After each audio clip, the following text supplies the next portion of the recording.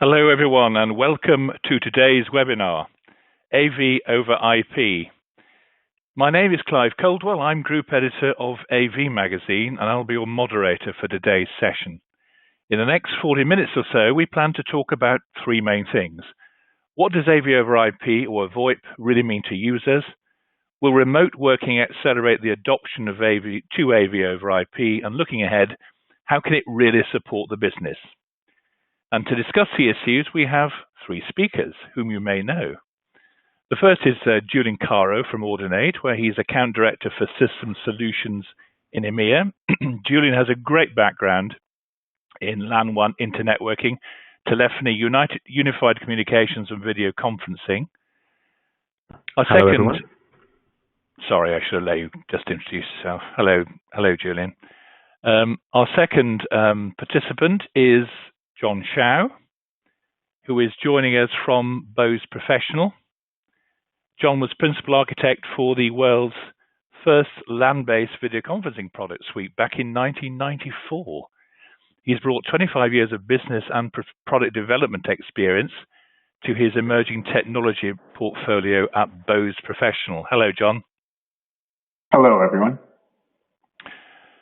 And of course, our third member of our trio is Hayter from NewTek, who is a senior solutions architect and describes himself as a creative workflow technologist with over 18 years experience in the creative live media production and post-production sectors. He's currently focused on rich end-to-end video audio over IP systems. Welcome, gentlemen, and thank you all for joining us today. Well, quickly before we start, I have a few housekeeping items to cover, which I'll quickly zip through.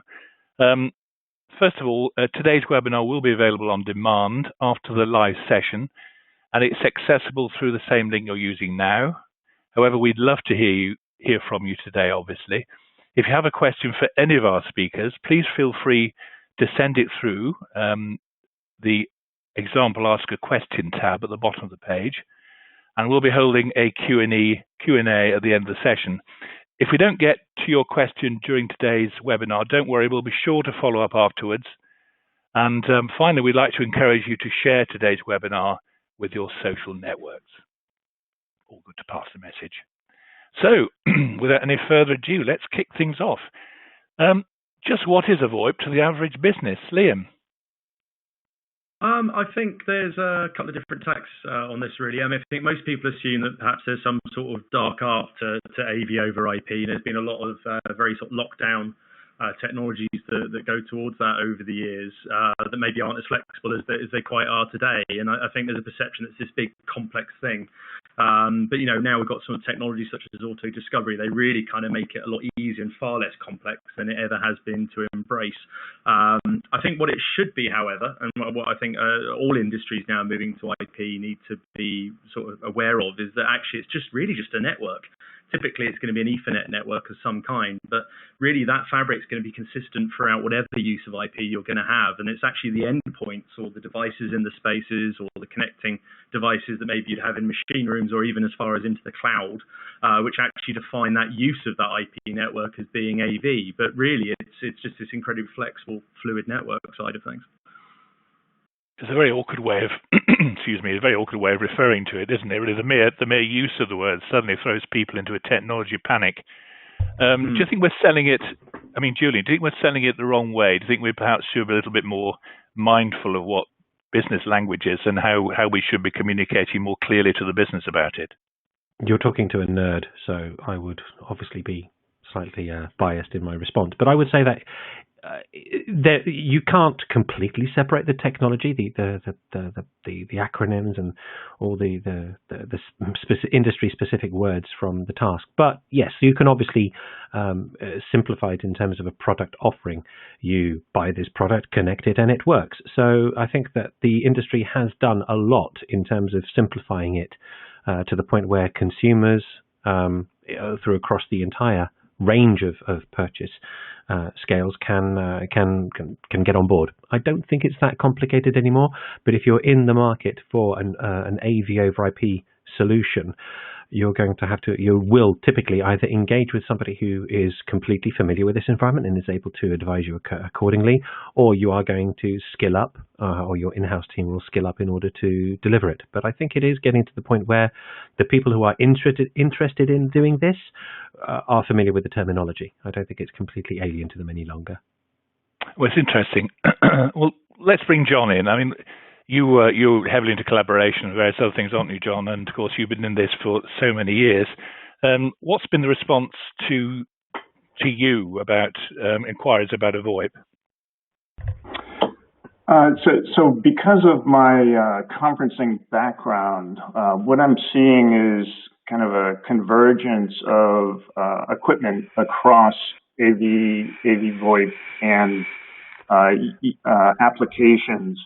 So these devices that were traditionally just capture and render, high quality capture render devices now are becoming devices that are also sensors in rooms. And, so I think as we look at this conversation about AV over IP, it really has broadened the application that are available. It's opened it up to the entire IP space, including apps on phones and interactions that we were not traditionally looking at as part of the AV over IP space.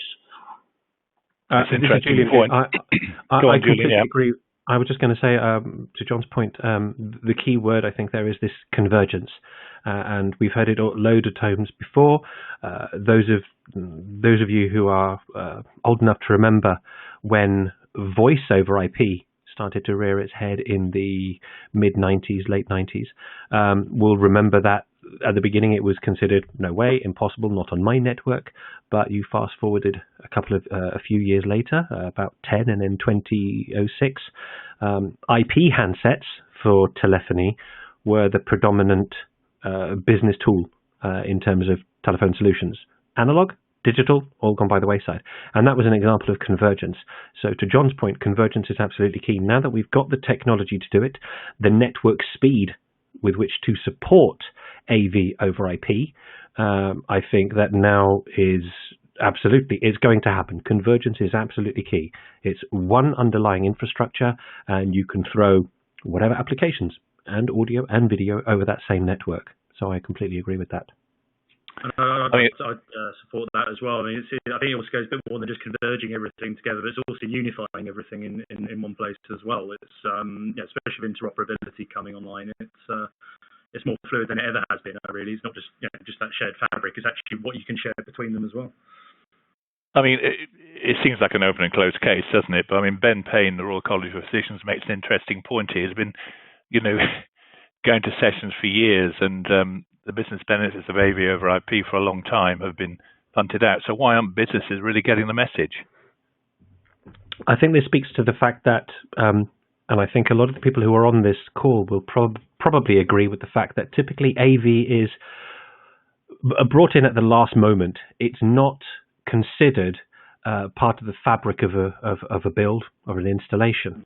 And you remember, Clive, when we've met together at those AV magazine meetings in London, where on all around the table, everyone was saying, why is it you always bring us in at the last minute to try and fix the impossible?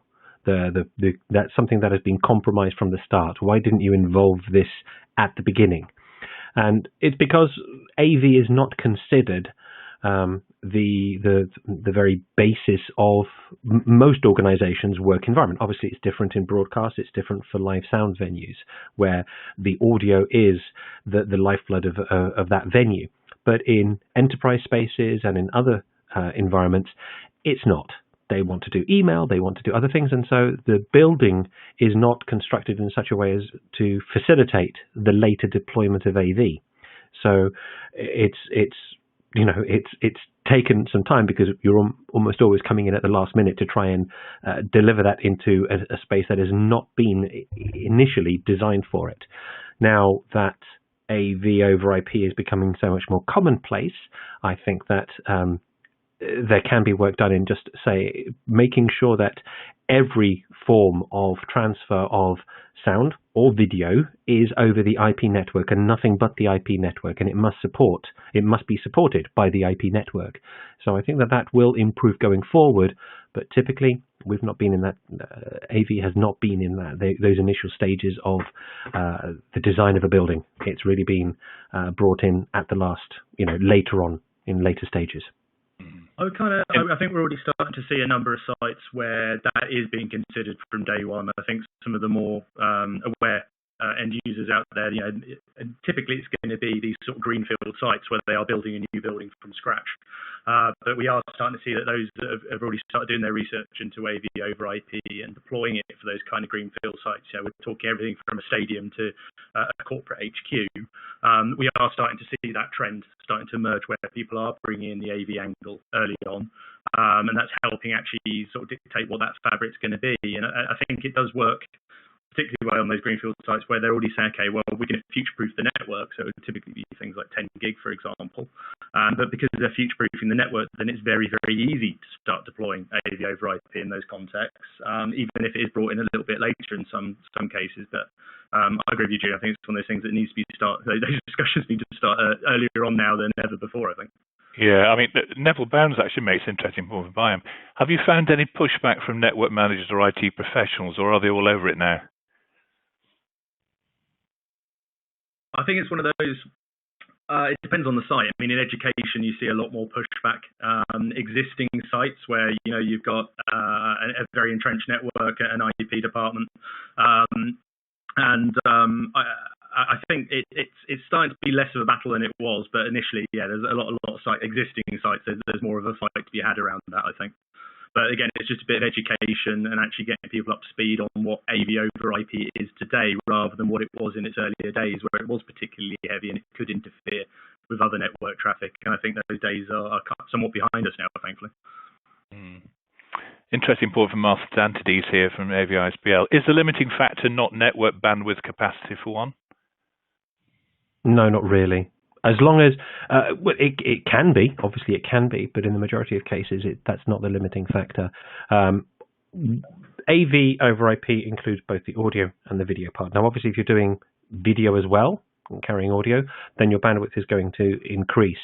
But if you are prepared for it, then the price differential between a gigabit switch is now a commodity product, so that's easy for audio over IP, not a problem at all.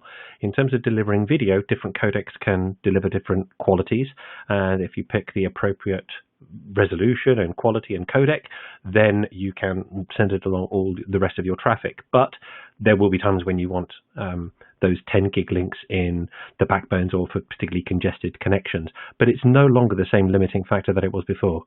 In the very early stages, yes, absolutely very limiting. Today, I think that the speeds of normal consumer products are such that audio over IP, easy peasy, not a problem at all. Video, with the right codec and potentially with in the higher quality and the lower latency solutions having 10 gig switches, then it's eminently doable as well. Bandwidth should not be an obstacle. Bandwidth should increase in order to support the traffic that you want to send, and it's no longer that cost prohibition thing that it was before in the past. Okay, that's an interesting point being made here too. What factors need to be taken into account when deciding what the cost benefit is for implementing an AV over IP solution over a more standard HD-based 10 solution, for example? That's a classic one, isn't it? It's a classic one. A question asked quite a lot, actually. I've spoken for a while, so I'll let my other panelists handle that for the beginning, and then if not, I'll jump in. Okay, who would like to take that then? Yeah, this is John. I have two answers to that. One is going back to kind of the adoption and the bandwidth and the related, cost of execution and infrastructure around that. If I take a step back from that, I kind of look at the analogy in the video conferencing collaboration business, where 10 years ago we were saying, the bandwidth is not there. It'll never be there. And what happened is kind of this shift of acceptance of the cloud, and I think it's changed the mindset in IT, where bandwidth was kind of the primary obstacle to video in the past. I think it no longer is, in that there are solutions. Yes, there is work associated with that, but there are solutions out there that can be had. I think that the cost of AV over IP versus HDMI-based type solutions, I'm probably not the best guy to answer that. Sorry. Okay. Let me have a stab at that then. I was recently in an event in France, and there one of the people was, we were talking about audio over IP, but the same thing applied with AV over IP, just happens to have video as well. And one of the questions said, why should I use this Dante solution when I just have analog lines or digital lines in, and if I want to repatch, I just send one of my engineers to go and repatch it. Why do I need to bother about this IP thing? And luckily I didn't have to answer the question, because the people who were already on board with using IP as the transport medium for AV answered it for me. They said, well, that's the whole point. You've had to decide at the very beginning what your particular paths inside your building are going to be, what the particular configuration is going to be from day one. Whereas what the network does, because it takes the patching of physical cables from point A to point B, and have a clear path between them of one single cable, it does away with that and renders it abstract. You do it on a computer screen, and the path might actually be quite circuitous and goes all around different places, but it's the network that is doing that for you. So when you go and send your engineer, you're sending a person to go down and do a manual piece of intervention on what has previously been installed precisely for that function. Whereas what I do, if I want to change the configuration, if I want to move something, I press a button and it's done. So the additional, so one part of the cost saving is any moves, adds and changes. When it's on the network, it's frictionless. There is no cost. It's click, you're done. The additional cost saving is in terms of the building infrastructure. If you only have one particular network to install, the IP network, then you're going to make significant cost savings versus deploying an IP network because you have to for normal business practices. But also you're not having to deploy this secondary network of either digital or analog connections for that AV traffic. So if I'm to Liam's point, where some people are seeing this earlier on, the M&D, mechanical and electrical design that's going on for buildings, those people are looking at this very carefully and saying, actually, I'm not going to spend extra money on an additional secondary network to support my digital or analog traffic, because there will not be any digital or analog traffic. It will all be IP. That's one cost saving I've done. And the second cost saving is I don't have to spend additional cost, or I don't have to offend my interior designer by later on coming and telling them, okay, we're going to need to dig out the wall and put in some new cables because this is an analog product and it doesn't support IP, and we're going to have to put in a cable for it. And then as an ongoing maintenance and daily use of the solution, time me. How long did it take me to change my AV over IP configuration from one setup to another setup versus somebody who's doing it with analog? With me, I can just press click. With them, they're going to need to go down, reroute cables, repatch things. If the cable is there, they can repatch. If the cable is not there, they're going to have to plan some work in order to get the cables in there. I think I responded to a question about discrete AV. Is IP possible to render a solution completely discrete and flexible? And I said, technically, if you wanted to, you could turn a hotel into a recording studio, as long as the consoles could get through the doors into the hotel rooms. You could convert that into a studio. So it's that cost saving from having one single network. It's the low cost of having to of any moves, adds, and changes, and it's the removal of that cost because you're having to dig out the walls in order to put cables down where you previously had not put them. I mean, it's also potentially cost saving and also enormous flexibility, which brings us quite nicely to the point of COVID-19 and the more need for remote working. I mean, how is that going to impact the demand for an AVoIP solution on site? I'd have thought there's perfect timing for that, isn't it? Yeah, I mean, I think. Sorry. After you, Liam. Go ahead. After you, sir, please. I think it's exactly perfect timing for that. I did just want to add quickly on that budgeting side. I agree wholeheartedly with what Julian was saying, because I think some of the early battles, there's decisions between some of the uncompressed things that are out there that are vastly expensive to run versus some of the other technologies that we're all utilising now, and we do have that flexibility in the long run, particularly when it comes down to saving costs on hardware and changing what a room does. And I think the current situation really kind of embraces that ability to pivot what a space does and what it's for once you get it onto an IP network, because we're already seeing people fully embracing, before actually integrating teleconference as part of any auditorium or meeting room setup. But now they're kind of extending it the other way. So it's like, well, if we're dining people into a room, why don't we use that same technology that's in the room to then actually augment to do live streaming, live broadcasts, and actually carry on with like town hall meetings and presentations, but using the same technology that's already in the site. And AV over IP really permits that, because in a lot of cases, you can access that equipment remotely. You can do the same level of presentation and production as you would for any sort of event, but host it online with a live stream. And that use of IP allows you to pivot like that, and very quickly and very easily in a lot of ways. Yeah, amen. We're seeing that same, that's being demonstrated. We're now seeing live venues looking at enabling themselves to be connected to other live venues and also to the streaming environment, education.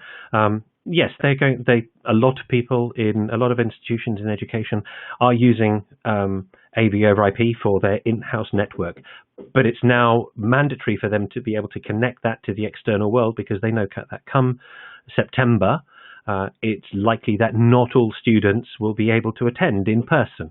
I think that they're taking the view that this is not going to be resolved before the end of the summer, and so therefore they need to be able to extend it. Well, it's simplicity itself. You've got an AV over IP solution. You can connect it to another device and get it out onto the network. It's simple. It's very, very straightforward. It's quite funny that a lot of the early discussion. Well, I say early. I mean, I've been with NewTek nearly 3 years now. But some of when we start seeing more adoption into the AV over IP space and seeing that mature as rapidly as it has, especially like software-defined tools in there as well. You start seeing that. You just very, very quickly start seeing those redeployments taking place. And the early days of those conversations were very much like, how are we going to do an overflow room? We've got our existing AV infrastructure, but we want to use AV over IP so we can have additional spaces for audiences that can't fit in that space. We also want to go out to digital signage or screens around the building, and that was the initial requirement. But in a lot of ways now, the overflow room is now live streaming. That is really how it's taking place, and we kind of split it up into what I term like these active contributors, like we are here, where we're talking one another, and actually fully engage and taking turns to present and talk. But then the actual presentation room is now the world, effectively. And it sounds like it's painfully obvious, really, with everything that we've done with live streaming over the years. But I think in the AV context, it is that. It's this, the concept of the overflow room is completely blown open. I don't think that's ever going to go away, and nor should it necessarily. John, if I can bring you in here. I mean, you've seen it all the way back in 1994. I mean, how's it all changed, and where are we now from what you first experienced on that land-based video conferencing product suite that you were involved with then? I mean, how far have we come, and what are people asking you? What's your opinion of the whole thing? Yeah, I think in the early days, it was all about the bandwidth, and we were trying to figure out how to shove all this data through a little pipe. To tie it into this conversation we're just having, I think it's pretty exciting now about the combination of compute in these calm rooms or spaces, this proliferation of equipment that's going to be accelerated by COVID and the world after COVID. So all these spaces now have these compute devices that are capable of video compression, and that's a pretty hefty job. So while you're in a collaboration event, you'll be using that, but in this idea of convergence, the next hour you may be able to use that as a personal studio to do some of your marketing content. Meanwhile, the facilities folks can leverage that same equipment to monitor usage of rooms and think of the importance of kind of hands-free interactions now that we're all walking around with wipes and wiping everything down, and so there's this kind of convergence of the use of this compute in the room, which is pretty exciting, I think. The other thing I would point out is that the world, in my opinion, the world overnight kind of ratcheted up its acceptance of technology. We have all these folks working from home now, where a lot of them were just happy to walk into a conference room and let somebody else deal with it, and all of a sudden they're productive. And they come back to work now in some capacity and say, I'm more accepting of technology and kind of interacting with it directly. So I see a really bright future for the combination of my mobile device interacting with compute in the room and convergence of all this AV technology for all these different applications. Pretty exciting times. It certainly is. I mean, as well where. Oh, sorry, Clive. Go on, Julian. What are you going to say? No, Liam. Just very quick. Liam, sorry. No, I think you'll also see that, we're seeing these football matches now taking place, what they're calling ghost matches, where you don't have the audience and then live streaming the game out. And I wouldn't be surprised if we start seeing, when people are allowed to start getting back into buildings and their auditoriums and meeting rooms, that actually it follows a similar model. You end up reaching your colleagues remotely, but actually still using your AV over IP infrastructure in the room, in the space as it was built for. It's just you might not have a room full of audience. It's probably going to be more of a remote audience in a lot of cases to begin with, which again just extends that flexibility further. I mean, on that point and John's former point, so ties in quite nicely with Ashley Mason from Thomson Group's point about digital transformation. We talked about AVoIP breaking down barriers, and we've noticed that there's clearly a space emerging that bridges broadcast AV teleconferencing and now post-production and so on.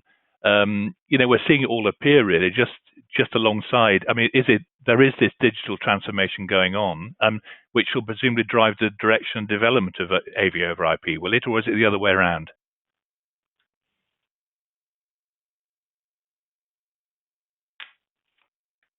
Oh, sorry, I thought you were asking Liam there. I think that they kind of go hand in hand. Really, it's a general question. One pushes the other. So if technology is available, some people will avail themselves of that technological advance. If something is pushing people to use to change the way that they work, then you typically have technology that speeds up to try and feed that demand. So they kind of go hand in hand. I think we've had a long time where we've had the technology in place. Yes, we've had fast internet connections, we've had video conferencing, we've had AV over IP in many different installations, but I think that the current situation in which we find ourselves, where we are having to look at reducing the number of people in one single small enclosed area, and instead looking at bringing people in remotely, I think at that point it's everyone's getting on board. So I think they do kind of go hand in hand. The current situation is such that we've had this technology in place for a while, but the current pandemic that we have means that everyone is far more eager to use it. And to the point earlier on about why you should use, what's the advantage of AV over IP versus a fixed line connection like a HD or video based T, or I can't remember the exact terminology, is that if you built a room at the very beginning just with localized point-to-point analog or digital connections, if you then wanted to make that part of to send that out to a wider audience that is no longer able to participate physically in the same room and has to be in another part of the campus or in across the world, then the flexibility that you have with AV over IP is that you can send that signal anywhere you like inside your building, but equally you can send it anywhere you like inside your network, to the point where it then leaves your network and goes over the internet or a managed connection in order to connect to remote participants, either somewhere in the campus or anywhere else in the world. So I think it's a combination of two things. But right now, we benefit from all of the technology that's been there before. There's now a great deal of demand for using that technology and benefiting from it to solve the current problem.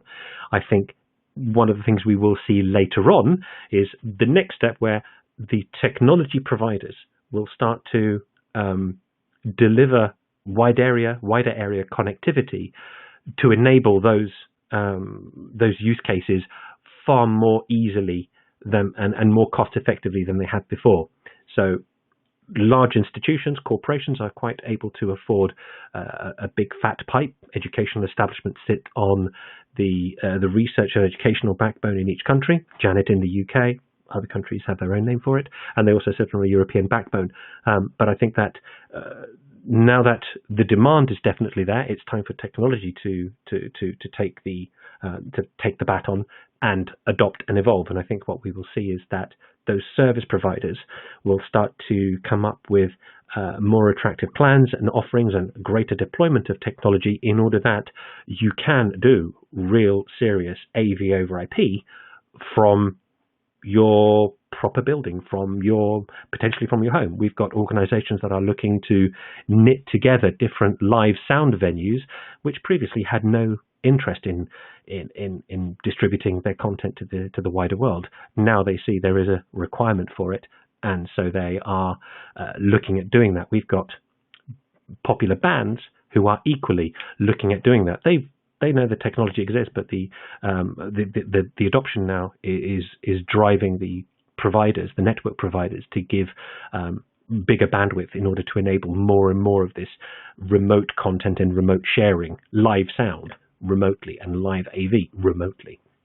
Yeah, and I think the other bit that goes hand in hand with that is also the type of devices that are being used. I think a lot of the big change in what's going on now is a wider acceptance of I think John touched on it as well, the wider acceptance of software.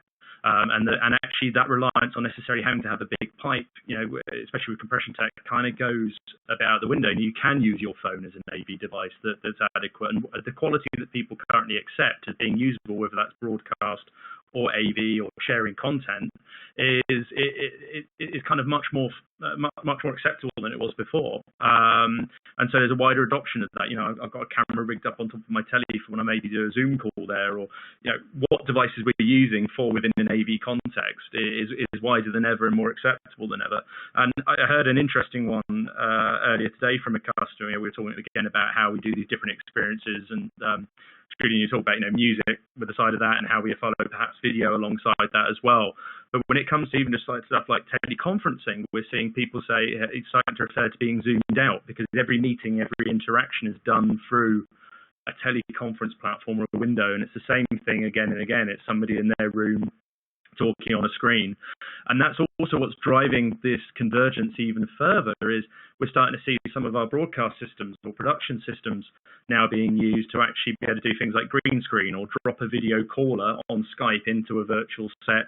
And there starts being a higher demand, I think, as time goes on, for people to get more variety and more creativity in what they're seeing on calls and AV experiences. And this is only going to help drive that convergence even further. About you can use broadcast technology for AV, you can use AV technology for broadcast use, and you can most definitely start using mobile devices and lower bandwidth devices and sources as part of that. And it's really going to sort of rapidly help drive that adoption even further, I think.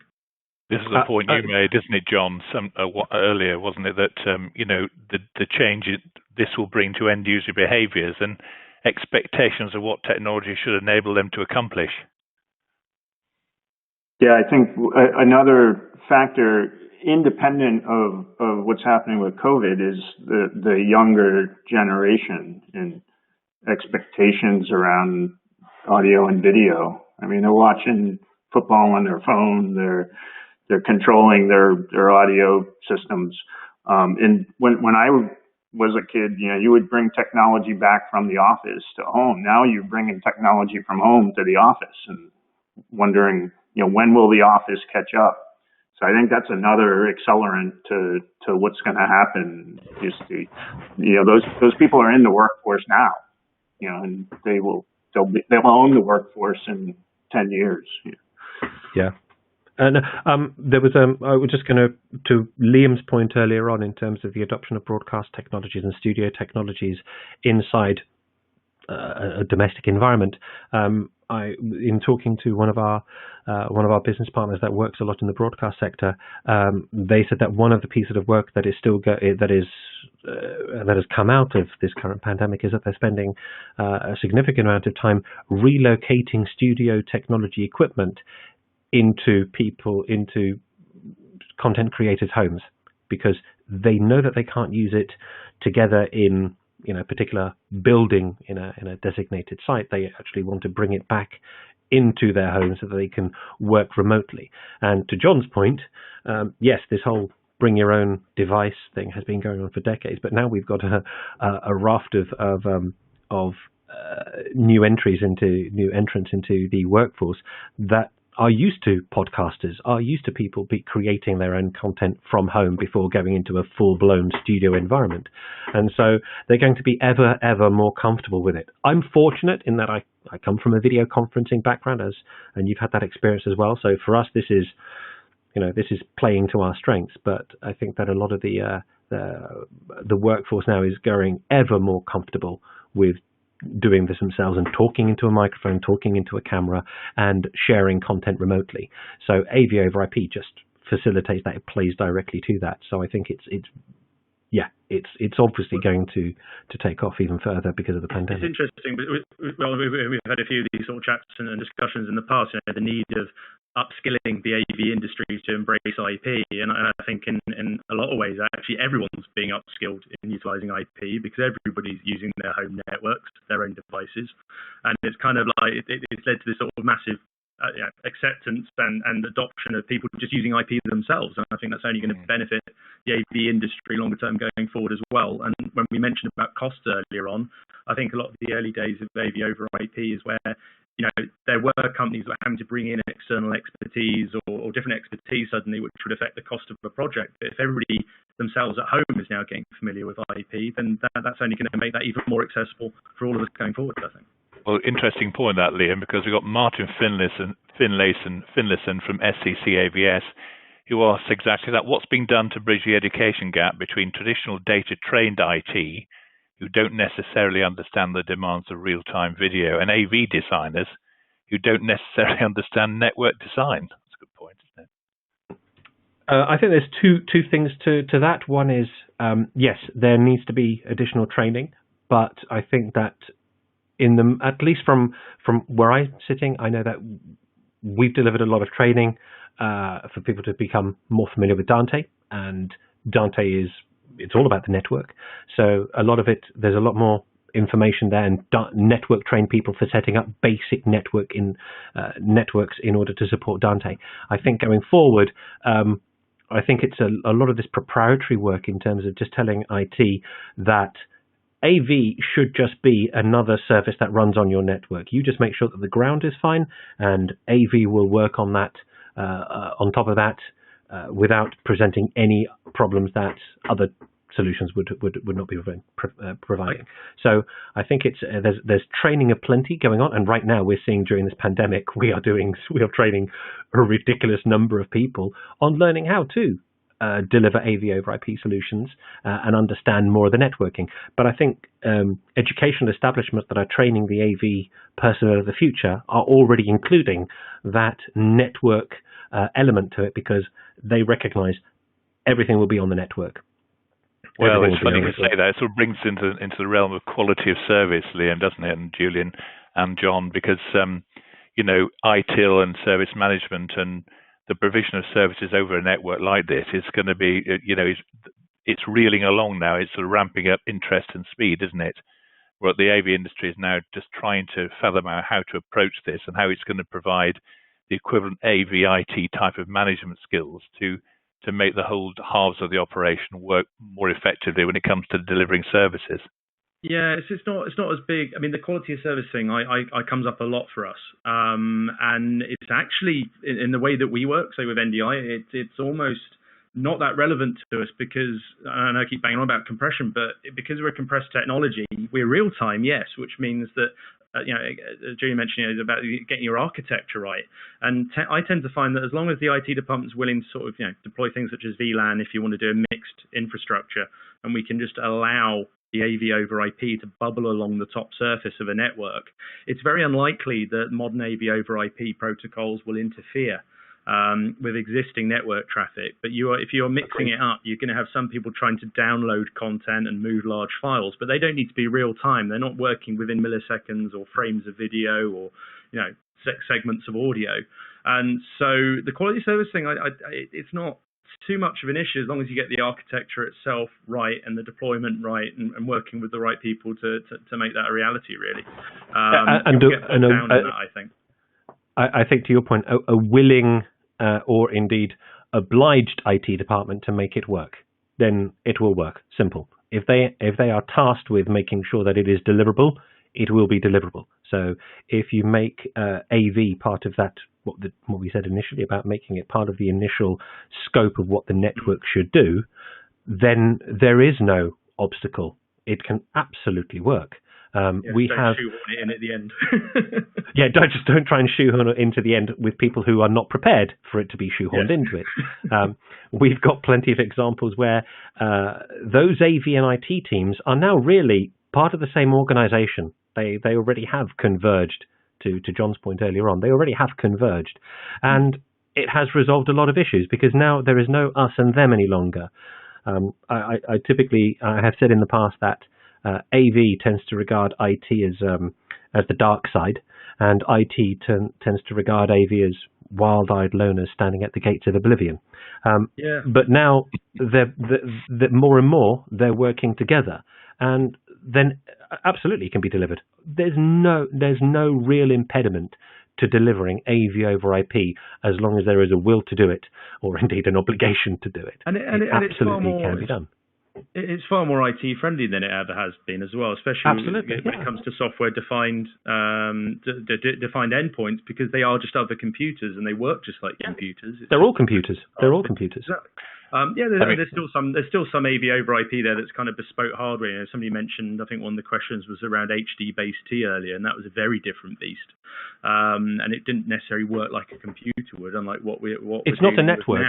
It's purely using the same, what is coincidentally the same type of cable, but as soon as it hits a switch, gone. It's not network. It's just using the same cable. You could use a piece of Category 6 cable as a speaker cable. You could use it. You could use it as an interconnect between your amplifier and your speakers without difficulty, between your different hi-fi units. But it's not IP. So the moment that you try, it's not part of the network. It uses the cable that looks identical to the one that's being used for the network, but it is not network. It's not routable. It goes from this end of the cable to that end of the cable. End of story. You touched on an interesting one with the IT departments and AV. I mean, when I worked in higher education about 10 years ago, I mean, that's when they were starting to merge those two departments. And I think that perhaps is where the education customers tend to be more open to AV over IP from day one, because the IT and AV department are unified already. And perhaps actually within corporate environments, that's less so, but that is starting to become the case and more so moving forward. But certainly within education, that's been that way for a while. So it's quite a natural fit for those types of deployment. Not unnatural. They were the first people into AVoIP, and I think it's just a mentality and their way of working that seems to work well in that sort of environment, doesn't it? I mean, University of Hertfordshire was a really good example in the UK of how the IT and AV teams got on really well together, and you can see there was a cultural match as well as a technical one. You know, it was already there. There weren't any barriers. They just really collaborated really well. This is a key thing, isn't it, John? You know, if you're there to deliver common services, you know, you're there as you have an objective that you're both united on, surely. Yeah, and I think it was mentioned earlier that you know the channels are embracing this.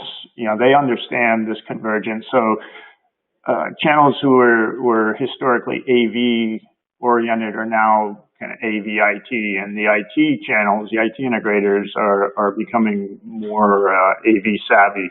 So in addition to the quality of service, what I would kind of leave this conversation with is that as that convergence continues to happen, I think the resellers and channels and owners of that equipment have to bridge the gap from traditional AV to IT concerns, because when you take these wires, what used to be a wire in the room, and you make it available, your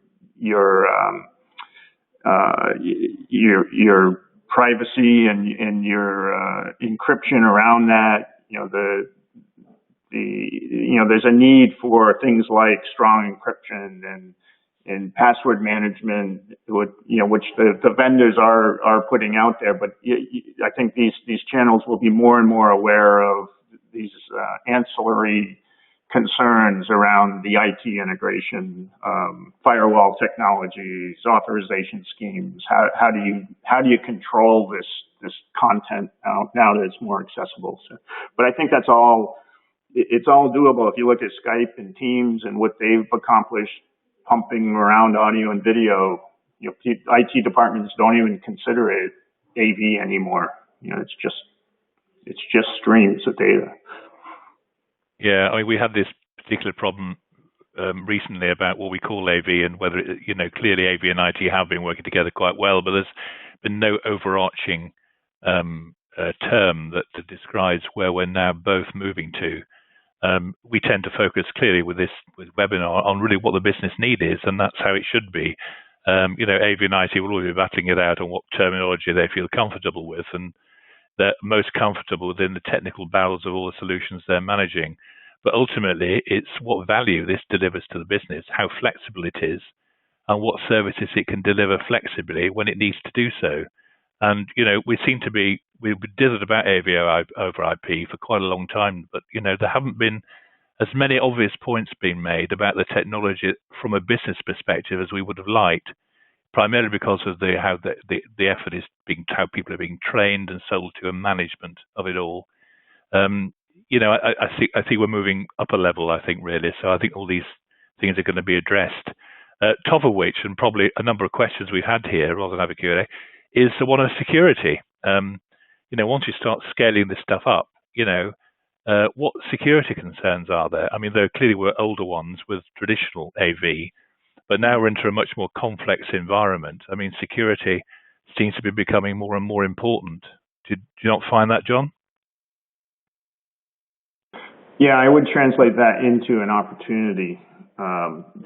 Think about all the remote banking that everybody does in the world. So there's not a technology hurdle to get over with security. It's just the combination of the vendors, the channels, and the customers working through the details. And I think there's a lot of work ahead of us with respect to it. But I think we all in this business look for areas of opportunity. I think that is definitely an area, and it's not one to create new security algorithms. It's more on the execution, implementation, and systems management systems around it. And I think that really hits it on the head with that.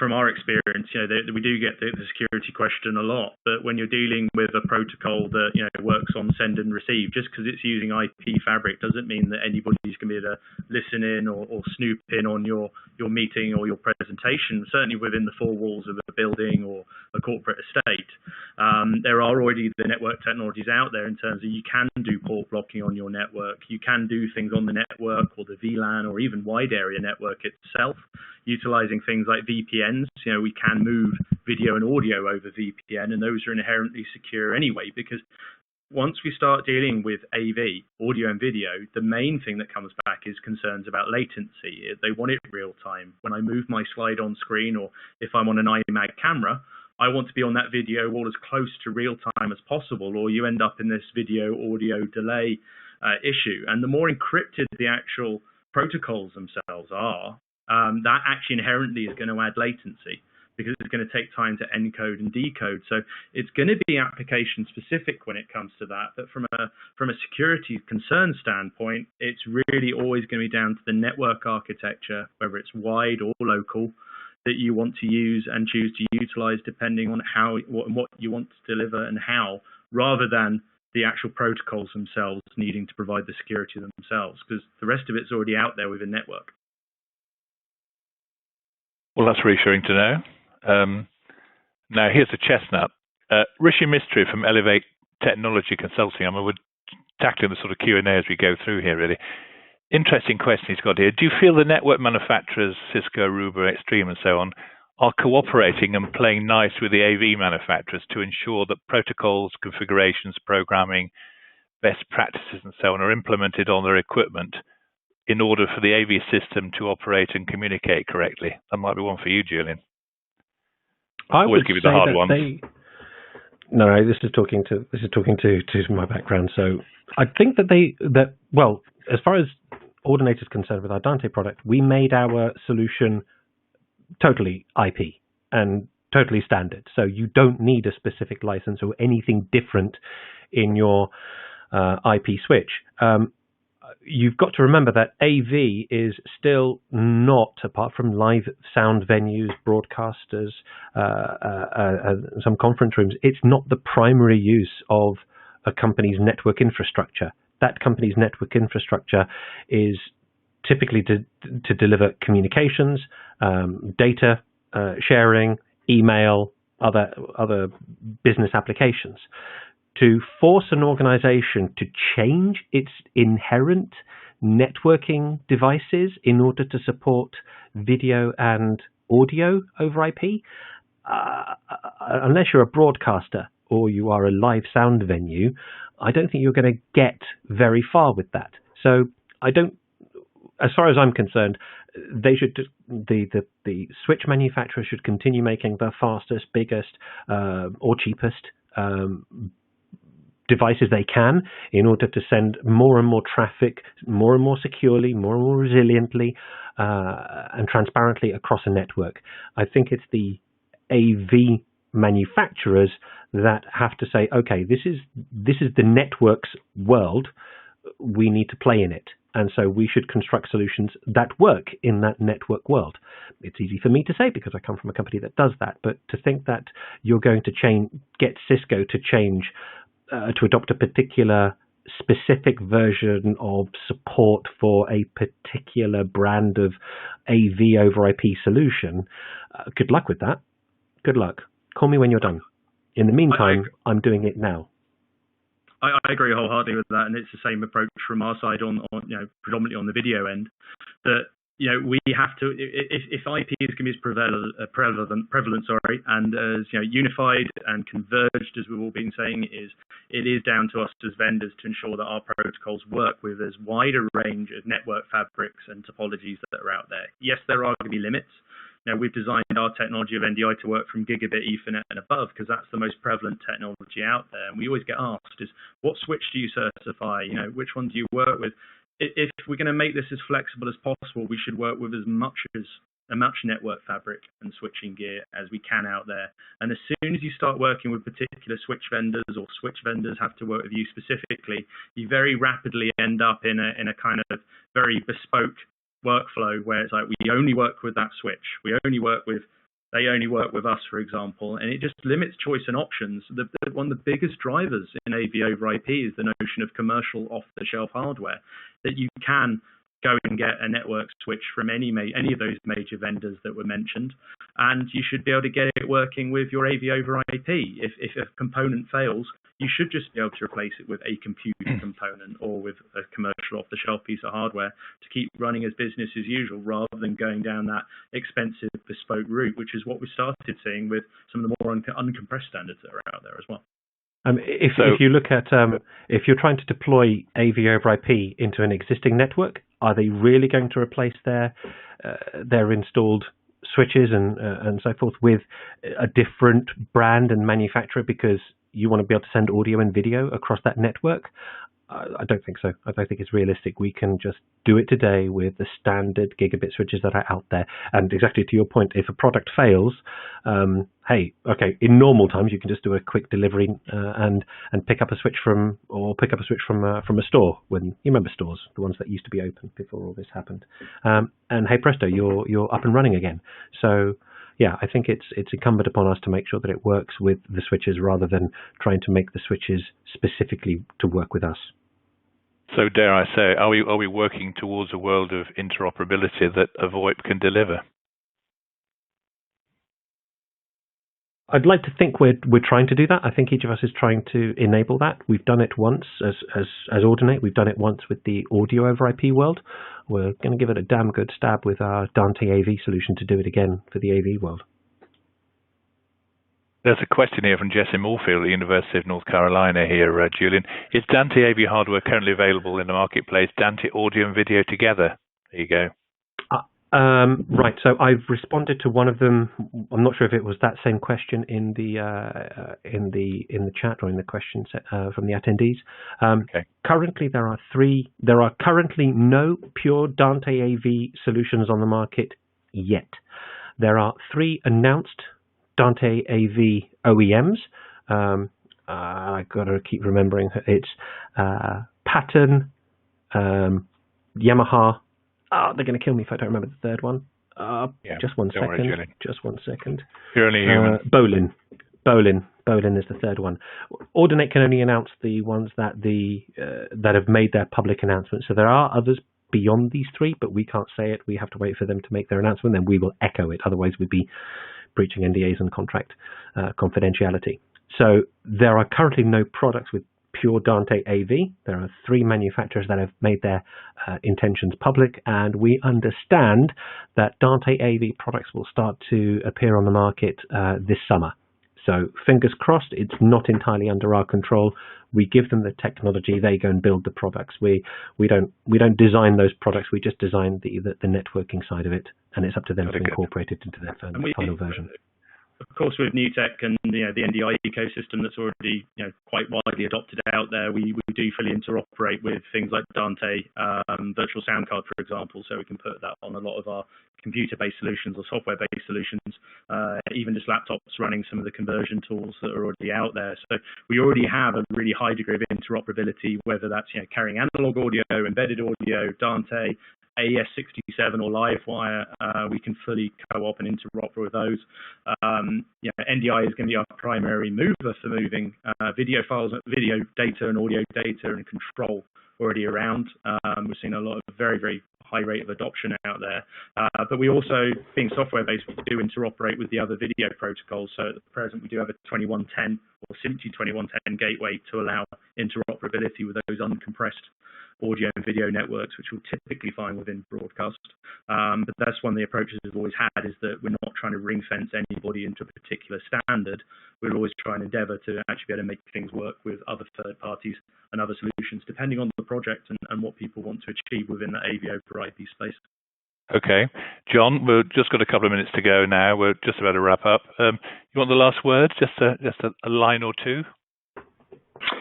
Yeah, with respect to this conversation, Bo is a Dante shop, so we do agree with the concepts, and we're also excited on the conferencing space to have announced Bo's work. So we're doing as well USB peripherals, so that enables another path through any kind of compute device that you would envision. So. Very good. Well, gentlemen, thank you very much. Thanks to Julian, Liam, and John, and thank you for being with us today. If you haven't managed to get through with your questions, I think we've dealt with quite a few of them actually. We've gone along, which is probably a better way of doing it. Rest assured, we'll get back to you. And thank you so much for being with us today. There'll be a recording, I'm assuming, later on, but it's been a really rich discussion today, packed a lot into what has been an hour, quite remarkably. So thank you all. Goodbye. Thanks, Clive. Thanks.